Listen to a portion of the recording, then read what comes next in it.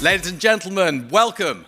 It gives me great pleasure, and please join me in a rapturous cavalcade of applause to introduce Open UK CEO Amanda Brock.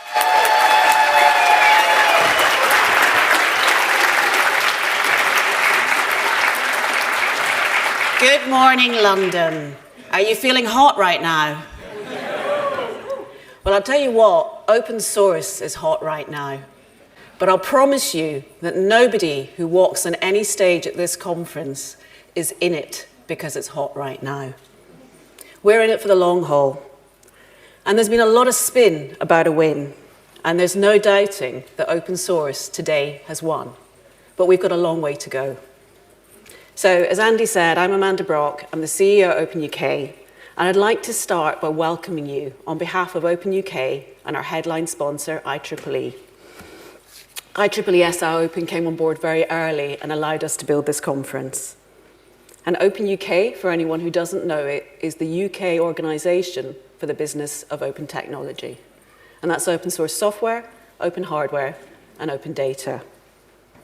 Our vision is UK leadership and global collaboration in open technology. And I know that many people have travelled far. Lots of you have come from our friends in FOSDEM last weekend to be with us today, so welcome. I'd like to pause and thank a few people. I'd like to thank in particular our sponsors. As well as IEEE SI Open, we have incredible sponsors, iSurveillance, Bristow's, UKRI, and ARM.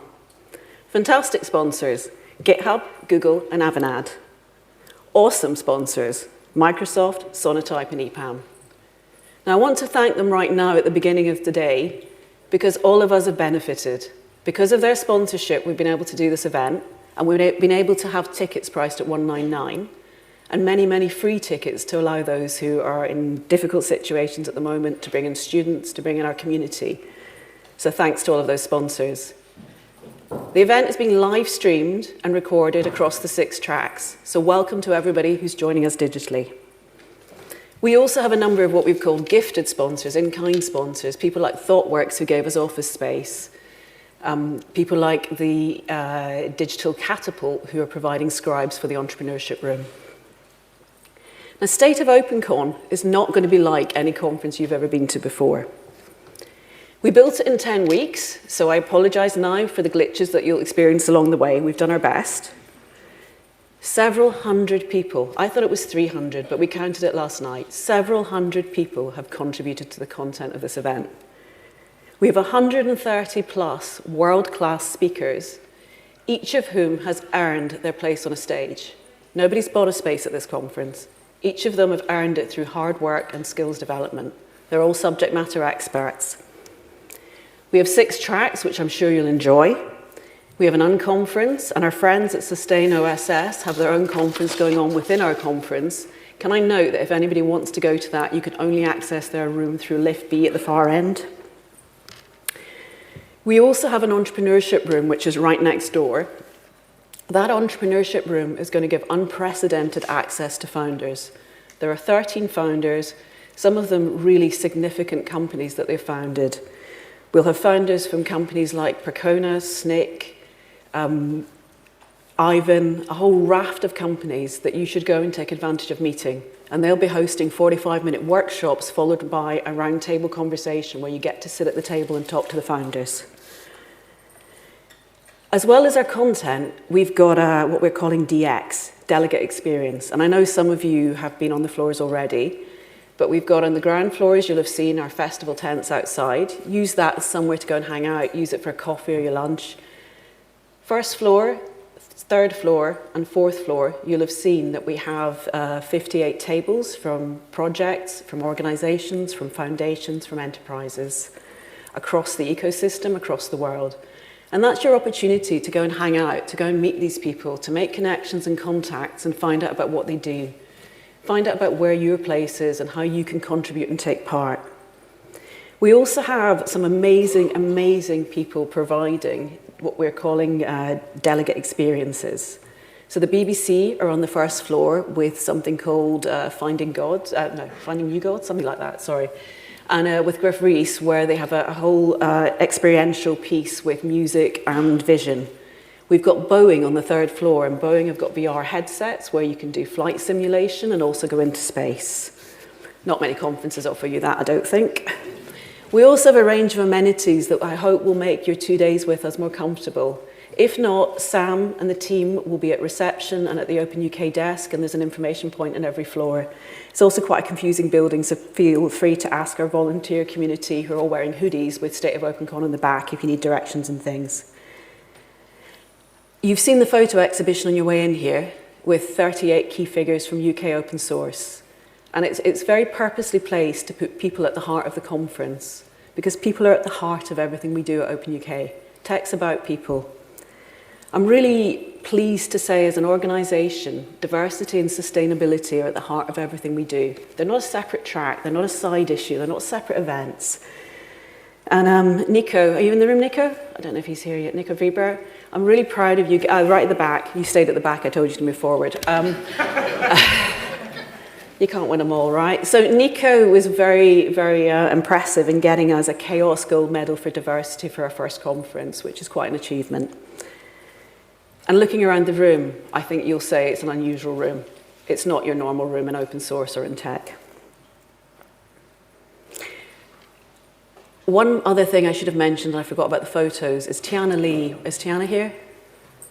Our 25-year-old photographer is in the middle of the room. She took those amazing photos, and if anybody would like their own one, she's on the 4th floor taking portraits and headshots for people. Sustainability, I've said, is at the heart of what we do. And for us, we wanted to make sure that our conference, while we brought people together, because we know it's super important, that our conference was as sustainable as it could be. And we've worked with woodlands.co.uk, who have a table on the 1st floor, and Woodlands are planting a deciduous tree in the southeast of England for each delegate registered. And it's not a hollow promise. I give you my personal word on that. We will be following that with them. We will post on social media. You'll see your tree. I might not be able to put them against the individuals, but you'll see your tree. Building this conference in a 10-week period has been really, really hard. It's been really hard on me, and it's been really hard on my team, who I'm really grateful to. They've worked around the clock. And we've been asked why we did this. Why was it important? Well, all of the talks that you have are going to be important. The reality is that you need to be part of this conversation that's going to happen this morning if you're in open source software. What's been happening is there have been conversations in silos across the globe, and they've not been open and engaging. And what we really want to do is bring the whole community to a point of understanding where we can all have opinions and we can all contribute. So I haven't shared this really, but this is an anniversary for me. And 15 years ago tomorrow, I joined a company called Canonical. I'm assuming many of you will know Canonical. It's, or it was at the time, Europe's biggest open source company, and it's the commercial sponsor of Ubuntu. Now, when I joined Canonical, open source was really tough. And it was really tough because it was hard to get open source into enterprises and into the public sector. I was the general counsel, I was the head lawyer, and I was there for 5 years, so all the commercial deals escalated up to me. And it was tough because we had difficulty with legal, procurement, and finance. And we had difficulty getting them to understand risk or lack of risk, or the difference in what they perceived as risk from the reality of open source. Now that's changed, and it's changed in the last 10 years, primarily in the last 5. And it's changed as we've seen a shift to digitalization, which allows for services to be delivered through digital environments, which means it's software defined, and if it's software defined today, it's open source, right? So it's shifted because of digitalization, elevating the status of engineers. It's brought their status to a level where they're able to make decisions and be influencers. And what we've seen is the rise of GitHub, GitLab, and other repositories, public repositories, allowing access to that software, allowing engineers to bring it into their organizations and try it out. Now, in being able to do that, what that means is that open source projects can gain traction and adoption and ubiquity at a pace that's never been seen before. And that's got a lot to do with why we've been so successful. That, and obviously being better code and much better innovation, all the rest of it. So what is open source?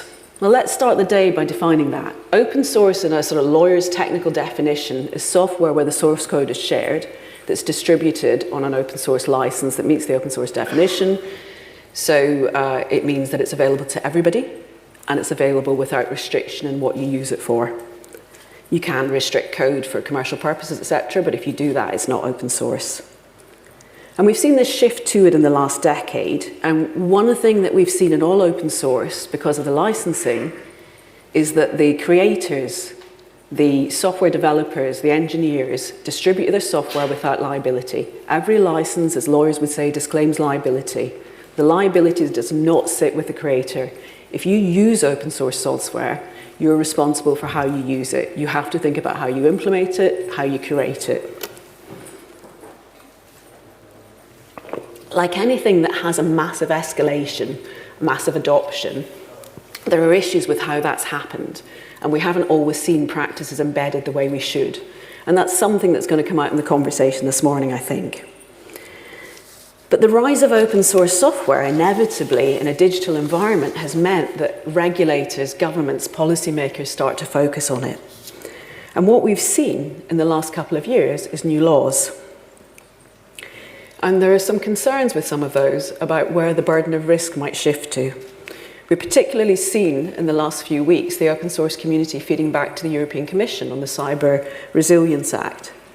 Now, that Cyber Resilience Act has a few errors in it that are fundamental and need to be fixed. Overall, it's not problematic, but there is no such thing as commercial open source software. All open source software can be used commercially, that's the point. So there's a few things that they need to iron out so that that doesn't cause problems to open source. We've also seen some inequity. One of the beauties of open source is the collective equity that it brings. And the inequity we've seen, great example, Log4j. Everybody remembers it in 2021, security vulnerability.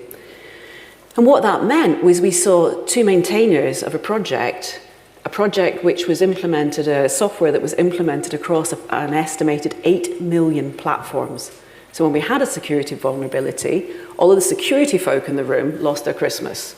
Now, they're going to be downstairs in the Churchill. We have a security track that is just unbelievable, and I recommend it.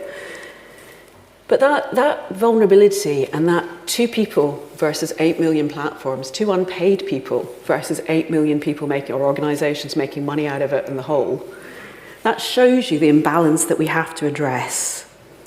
And it really, really matters here in the UK. And it matters because we are a centre of excellence. We are a centre of excellence in open source software. And this is something that is just not talked about enough by any of us. All of you from the UK, you have a responsibility to spread the word. We're a centre of excellence and we are the 5th biggest contributor in the world to open source software. Now, we're not the 5th biggest country in the world, and the countries ahead of us are much, much bigger. We were hoping to push out a report this morning. It'll be out later this week. But in that, we have some information from the Octoverse report that GitHub did. And at the 31st of October last year, there were 4.8 million, they call them developer accounts in GitHub, 4.8 million developer accounts in the UK. Now, that might not be an accurate way of counting open source developers, but it's the industry standard, and it's something that we're doing in a direct comparison with other countries. We're all using the same thing. That's 4.1% of the UK population. It's massive. It's absolutely huge. There is no other country in the world that has that level per capita. We've done all the figures. The US sits at 4.07. The US's 4.07 could actually be inaccurate. They might be just ahead of us because they don't have as up-to-date population figures as we do. But as of Sunday, and you heard it here first, this has not been published anywhere, we hit 3 million, and we hit 3,003,069 GitHub accounts in the UK. So we have now more than that 4.1%. So I've talked to you a little bit about regulation and regulators. I'm not very good with bits of paper, so I'm just looking for something. And yesterday, and I don't know if many of you will have seen it, I struggled to see it because I was here building this conference. Yesterday, DCMS issued a consultation, and it's the first consultation I've seen in the UK in a very long time that calls out open source software. DCMS is speaking tomorrow in the security track, and in the afternoon they're hosting a 45-minute, is it 1.5 hours, Aaron? But it's 45 people can join a face-to-face workshop on the 4th floor. If anybody's interested, you can book it on the Shed app. And DCMS's consultation is a call for views on software resilience and security for businesses and organisations. And I'm just going to quote from it a little bit. It says, "The open source software community is an important source of innovation, with contributions bringing new ideas, flexibility and agility to the tech sector. Placing additional burden on open source software developers could restrict this innovation. Yet the open source community faces challenges in the development and maintenance of secure code, which takes time, tools and skills, and could require further support. The levels of resourcing across the open source community are often inconsistent, particularly as participation in open source development and maintenance is predominantly on a voluntary basis. It is not unusual for frequently used code components to be maintained by a single person. This means the maintainer might not have the resources to update and maintain the package properly and in a timely manner, or adequately review and quality assure code. There is also a risk of the code becoming unmaintained. Due to the broad adoption of open source software, both as standalone solutions and as components and commercial offerings, the effects of these resourcing challenges permeate digital supply chains. This can result in the introduction of vulnerabilities or prevent vulnerabilities being fixed once identified. Open source software is fundamentally a critical aspect of the software ecosystem, and the reliance on these open source components within digital supply chains is increasing. So that's the first thing I've seen in many, many years from any part of UK government talking about open source software. And I have to say that Open UK welcomes it. We welcome their considered approach and the fact that they have recognised the burden being placed on the open source community and look like they're going to legislate with care.